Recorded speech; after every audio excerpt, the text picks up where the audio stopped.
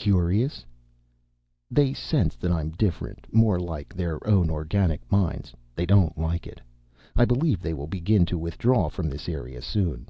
Apparently they don't want to get involved with me. They're an odd race, Philip. I would have liked to study them closely, try to learn something about them. I'm of the opinion that they use no inert material. All their equipment and instruments are alive, in some form or another. They don't construct or build at all. The idea of making is foreign to them. They utilize existing forms, even their ships. "Where are we going?" Kramer said. "I want to know where you're taking me." "Frankly, I'm not certain." "You're not certain?" "I haven't worked some details out. There are a few vague spots in my program still, but I think that in a short while I'll have them ironed out." "What is your program?" Kramer said. "It's really very simple. But don't you want to come into the control room and sit? The seats are much more comfortable than the metal bench." Kramer went into the control room and sat down at the control board. Looking at the useless apparatus made him feel strange. "What's the matter?" the speaker above the board rasped. Kramer gestured helplessly. "I'm powerless. I can't do anything, and I don't like it. Do you blame me?" No, I don't blame you. But you'll get your control back soon. Don't worry. This is only a temporary expedient, taking you off this way. It was something I didn't contemplate. I forgot that orders would be given out to shoot me on sight." "It was Gross's idea." "I don't doubt that. My conception, my plan came to me as soon as you began to describe your project that day at my house. I saw at once that you were wrong. You people have no understanding of the mind at all.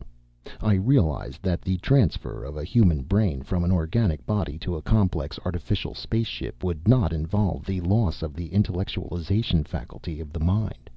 When a man thinks, he is.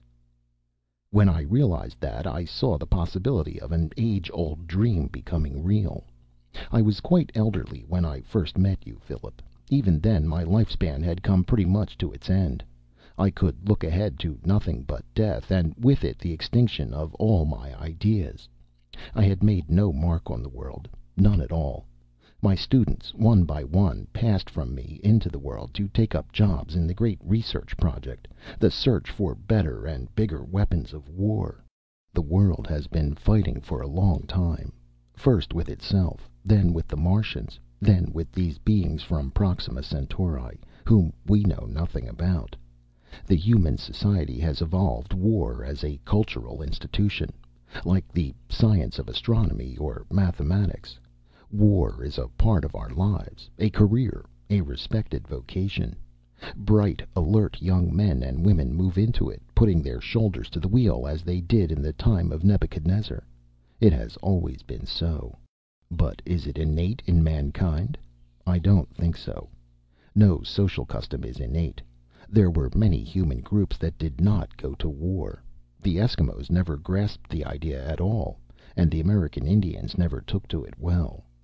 But these dissenters were wiped out, and a cultural pattern was established that became the standard for the whole planet. Now it has become ingrained in us.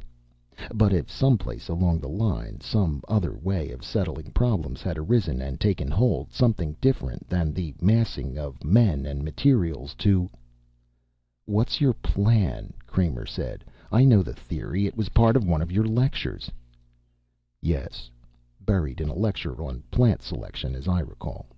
When you came to me with this proposition, I realized that perhaps my conception could be brought to life after all. If my theory were right, that war is only a habit, not an instinct, a society built up apart from Terra with a minimum of cultural roots might develop differently.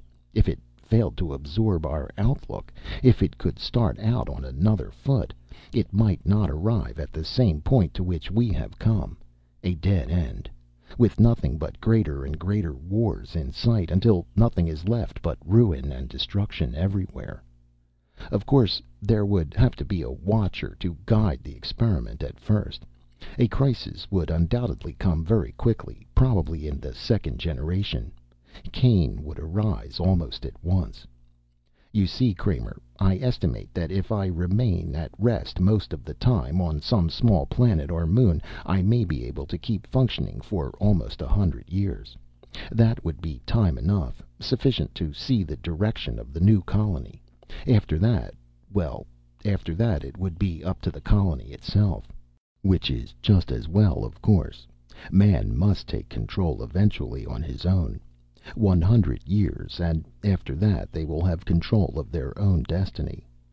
Perhaps I am wrong. Perhaps war is more than a habit. Perhaps it is a law of the universe that things can only survive as groups by group violence. But I'm going ahead and taking the chance that it is only habit, that I'm right, that war is something we're so accustomed to that we don't realize it is a very unnatural thing. Now, as to the place. I'm still a little vague about that. We must find the place still. That's what we're doing now. You and I are going to inspect a few systems off the beaten path. Planets where the trading prospects are low enough to keep Terran ships away. I know of one planet that might be a good place. It was reported by the Fairchild expedition in their original manual. We may look into that for a start.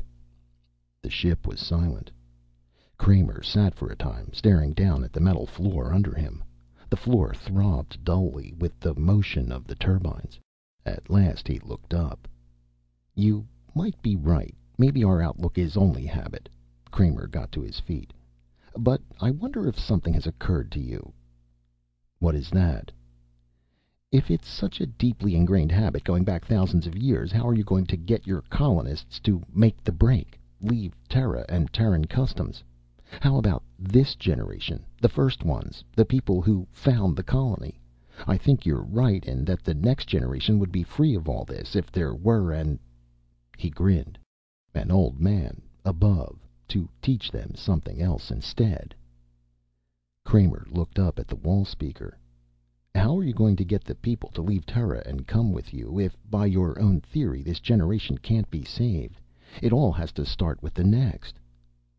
The wall speaker was silent. Then it made a sound, the faint, dry chuckle. I'm surprised at you, Philip. Settlers can be found. We won't need many. Just a few. The speaker chuckled again. I'll acquaint you with my solution. At the far end of the corridor, a door slid open. There was a sound, a hesitant sound. Kramer turned. Dolores? Dolores Kramer stood uncertainly looking into the control room.